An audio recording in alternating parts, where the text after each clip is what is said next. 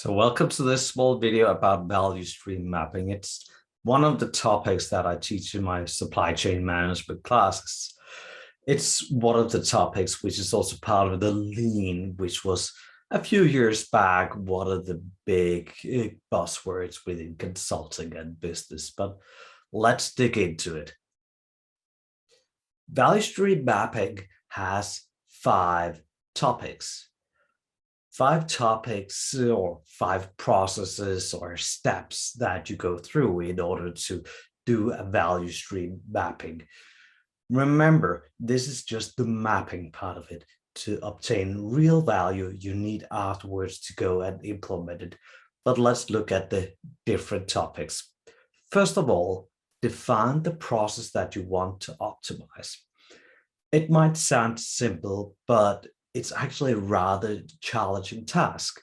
Usually I ask people, start with a smaller, more well-defined process, because that will make it easier when you move forward. Sometimes I suggest using a rich picture, a map with small stick figures, which shows what is going on, what documents is being shared, which work processes being done. Many ways, but in the end, it's just defining the process which is important to begin with. Next step, define the start and end points. The starting point and the end point is where you can clearly define this process to begin and clearly define this process to end. It's not your entire workday, it's not the entire production, but it's where you have some input which is clearly defined, and you cannot blame that to be something that other than it should be. And it's an end where you have another process or a customer which receives the output. So starting point and end points. Then you want to map all the sub processes. And as you have a start point, end point, you have the different processes that you go through, all the different activities, moving a box from here to here, controlling, checking a product quality here and here. You want to put in all the subtasks for each of these. If you've done a rich picture to begin with, this is where you start writing things up. It's also a place where you would start to measure. You want to estimate what the amount of time that you're spending on these different things. Then we identify waste, and waste is not waste in what you put in the trash bin. It's what you are wasting in terms of time and resources that is not creating value.